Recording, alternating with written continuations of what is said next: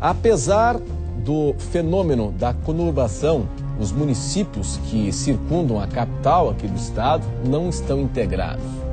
A situação, que parece simplesmente burocrática, atrapalha o desenvolvimento de projetos comuns que atingem a população desse entorno que beira a 1 milhão de pessoas. Mas o que é a criação oficial da região metropolitana, que foi discutida hoje aqui em audiência pública na Assembleia, audiência pública tratando da região metropolitana da Grande Florianópolis, o que essa região pode trazer de benefícios para o cidadão? Por exemplo, infraestrutura.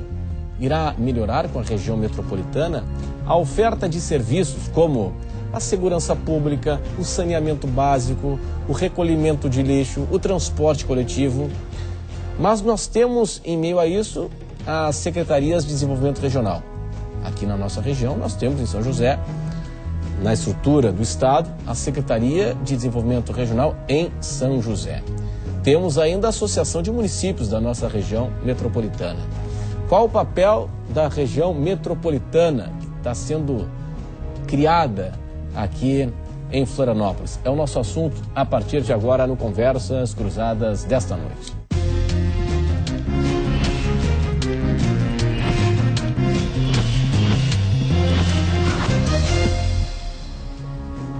Conversas Cruzadas hoje está na companhia do Adriano Ribeiro, que é coordenador do Comitê de Governança Metropolitana no Condes. Também aqui conosco o empresário Marcos Souza, presidente da Enfo CDL São José, presidente do Condes, que é o Conselho Metropolitano para o Desenvolvimento da Grande Florianópolis. E ainda recebemos o deputado estadual Renato Henning, que foi secretário do Desenvolvimento Regional aqui na Grande Florianópolis. Senhores, obrigado pela atenção, pela presença de todos hoje aqui conosco no Conversas Cruzadas, que está no ar em nome de Incêndio em defesa do profissional da engenharia sempre, Residencial San Jean, o começo da sua nova história, o empreendimento RDO no Cobrasol. Sebrae, soluções para a sua empresa acontecer. Quevedo Ótica, 25 anos de tradição em Santa Catarina. A Ibagi chegou no Cobrasol e em Palhoça. Ibagi sempre o lugar certo. Pensou Móveis, pensou Queires, a número 1. Presidente, quero começar com o senhor, né? Nós conversamos hoje na CBN Diário, antes da audiência, do debate, da audiência pública tratando da região metropolitana. Conversamos de manhã na CBN. O senhor já participou do debate. Como é que foi na Assembleia hoje? Boa noite. Boa noite, Renato. Boa noite ao Adriano. Boa noite, deputado Renato. Nossos parceiros aí de luta nessa questão da região metropolitana. As notícias que nós temos da audiência hoje, conversando agora, pouco antes do programa, com o deputado Renato e com o Adriano, eu não estava no debate, eu estava em outro compromisso pelo Condes, o Adriano estava lá representando o Condes enquanto coordenador do grupo de trabalho que trata especificamente da questão da região metropolitana. Um debate salutar, importante, né, envolvendo outras lideranças políticas e também outras lideranças empresariais da região. Nós já temos essa questão da região metropolitana muito bem consolidada, principalmente em Florianópolis, São José, Palhoça e Biguaçu. Fisicamente, né? Enfrentando problemas e desafios para o futuro que são conjuntos. Inexoravelmente não há outra forma de pensar senão em problemas conjuntos. Para dar um exemplo bem simples, a questão da segurança pública. Conversando com profissionais da área de segurança pública, da Polícia Militar, por exemplo, é público e notório que quando se tem uma pressão sobre a marginalidade em determinado ponto de Florianópolis, isso pode ecoar em aumento de criminalidade em algum ponto de São José. Isso pode acontecer entre São José e Palhoça. Há uma migração do crime. Há uma migração do crime. Né? Se você vê, por exemplo, a questão do transporte público, né? Não se pode mais pensar só em Florianópolis ou só em São José. Você precisa integrar essa região. Até mesmo dentro dos municípios nós temos essa dificuldade. Eu já tive a oportunidade de citar isso outras vezes. Em São José, por exemplo, para você se deslocar com o transporte público da Avenida Leoberto Leal, que é um centro de comércio, até Cobrasol e Campinas. Tem que vir para a ilha. Tem que vir na ilha. Absurdo. Você vem de Palhoça, precisa ir para São José, vem na ilha para voltar. Todos os ônibus hoje que vêm intermunicipais vêm ao centro de Florianópolis para depois voltar para Palhoça, Biguaçu, São José. Com todo respeito a quem pensou isso até agora, está tudo errado. Se nós queremos pensar num futuro sustentável, numa questão que privilegie, o que tanto se discute aí em mobilidade, que mobilidade também não é só transporte, é uma série de outras questões, mas principalmente transporte, é preciso pensar coletivamente, é preciso pensar enquanto região metropolitana. São José e Florianópolis, quem vem de fora já não sabe mais onde é que é a divisa. Sim. Onde é que está São José, onde é que está Florianópolis. Então esses problemas conjuntos nos fazem crer de que a região metropolitana, através desse projeto, é um passo importantíssimo, claro que vai carecer ainda de algumas regulamentações e de amadurecimento por parte do poder público, enquanto gestor do processo, mas é sem dúvida nenhuma um avanço importante para toda a região e para toda a sociedade. Adriano, o seguinte, quem participou da audiência pública hoje, por exemplo, os prefeitos ou representantes dos prefeitos da nossa região metropolitana compareceram? Boa noite. Boa noite, me sinto muito à vontade, juntamente com meus colegas administradores, Marcos, bem lembrado. Toda respeito a jornalista, é uma mesa de administradores, que nos falta tanto na gestão pública, que é a qualificação. E nesse encontro, Renato, a gente até é bom noticiar uns bons ventos, que o Conselho Regional de Administração criou a Câmara de Gestão Pública. O presidente Antônio Carlos, juntamente com o vice Evandro, delegou ao conselheiro Delmar Cacias essa responsabilidade. E nós, com certeza, vamos aos anseios da gestão pública através dessa Câmara. A participação dos prefeitos não me surpreende, Renato. Em nenhum momento. Não participaram? Não foram? Não foram. Nenhum foi? Não foi. Não me surpreende que eles nunca participaram. E vou além. Eu aqui faço um desafio, não de UFC, que eu não gosto de luta, mas queria conversar com os vereadores sobre região metropolitana. Queria chamar um vereador de cada município, deputado Renato, e viesse discutir aqui os eixos temáticos de uma região metropolitana. Fazer a lição de casa que a sociedade civil, primeiramente na liderança do Dureni e depois do Marcos, também administrador do Dureni, que vamos conversar sobre os eixos. Essa não presença demonstra não só o descaso com quem os colocou na Câmara ou no Poder Executivo Municipal, mas demonstra a total falta de conhecimento. Deixa eu só estender um pouquinho mais essa questão aqui, Adriano. Os prefeitos não foram. E o senhor diz mais, que eles nunca foram. E nem mandaram representantes. Não mandaram representantes. Exato. E nenhum vereador também dos municípios compareceu? O vereador foi um representante, hoje teve presente um. O vereador Lino, o vereador Lino participa. Florianópolis. Participa. Em outros momentos não. E quando eu já tive a oportunidade de conversar com vários vereadores da região metropolitana, é que eles desconhecem a matéria. Sim. Qual foi a proposta que a gente está tentando seguir, botar isso na nossa pauta até do Conselho Metropolitano, é reuniões com as câmaras de vereadores, através das associações comerciais, para fazer o beabá.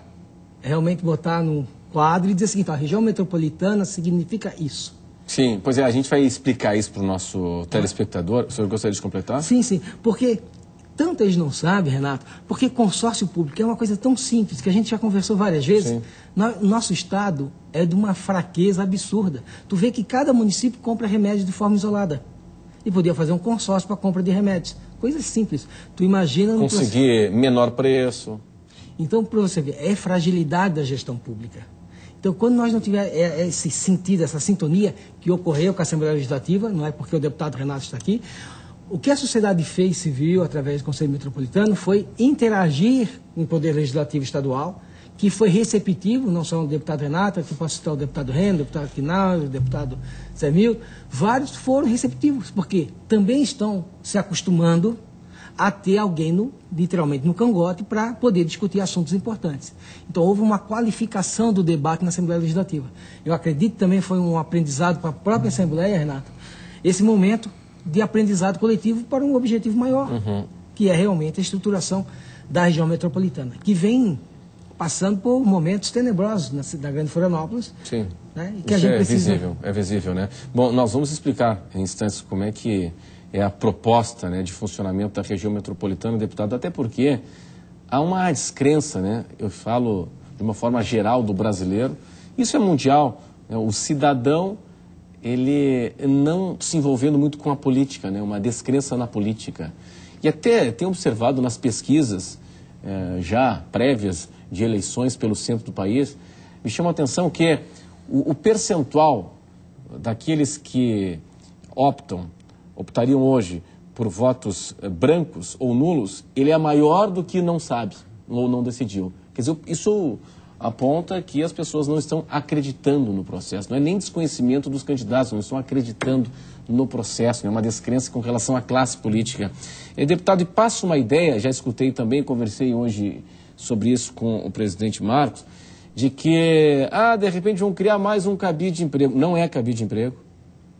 Boa noite. Bem, boa noite, Renato, boa noite, telespectadores, boa noite, Marcos, Adriano. Um prazer estar aqui conversando sobre esse importante tema. Na verdade, o mecanismo jurídico da criação da região metropolitana não é cabide de emprego.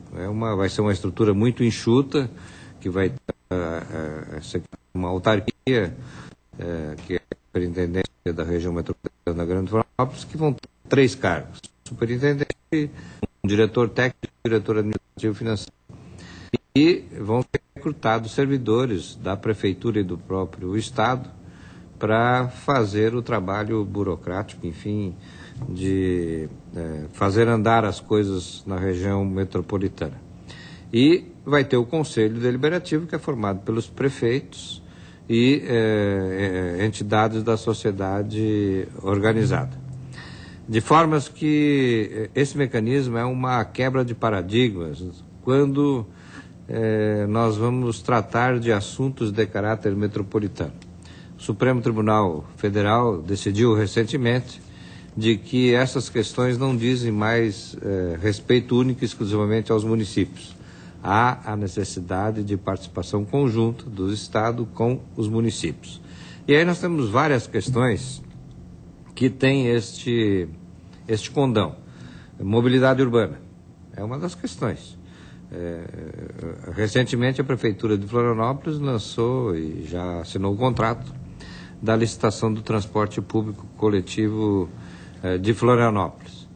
Quando nós defendemos que este assunto deveria ser tratado de forma conjunta, como num olhar de região metropolitana, porque tudo aquilo que se decide nesse aspecto de mobilidade urbana dentro do município afeta os demais aqui na, o contrato já foi na até própria assinado, região. Está valendo já está valendo. 20 anos. Vai impactar uma solução conjunta por 20 anos. Há quem diga que não, mas eu ainda afirmo que vai ser um problema.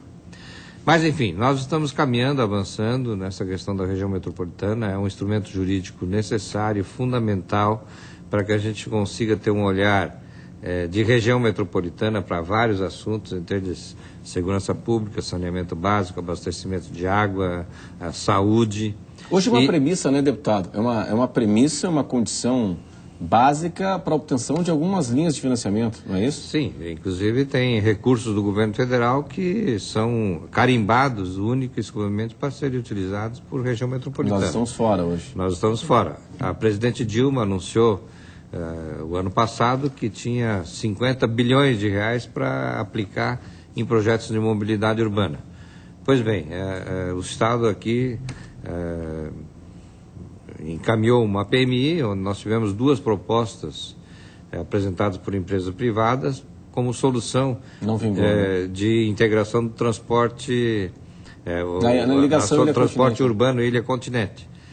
E não vingou por quê? Porque faltou recurso. Nós não tínhamos o mecanismo da região metropolitana para acessar esse tipo de recurso. Não, a participação efetiva da União nisso. Agora nós estamos criando um mecanismo jurídico, temos um projeto, quer dizer, Santa Catarina passa a poder se habilitar a esses recursos. E assim vale para as outras áreas também. Pois é. Agora, nós estamos falando de 50 bilhões de reais que são disponíveis para regiões metropolitanas. Nós perdemos, não recebemos um centavo, porque não temos a constituição de uma região metropolitana que está sendo criada agora. Isso que o senhor está trazendo agora como problema, mas nós temos contratos em vigor, eu conversei hoje também com o presidente Marcos, eu quero entender um pouquinho mais sobre isso, que eu também vejo como uma grande dificuldade operacional, na medida em que são contratos assinados. Vale com a Casan, que tem convênio com os municípios, e tem a questão do transporte coletivo, enfim. E como é que a gente resolve? Como é que você cria uma estrutura quando já há contrato assinado em algumas áreas específicas, como o transporte coletivo. Vamos para o intervalo e até já.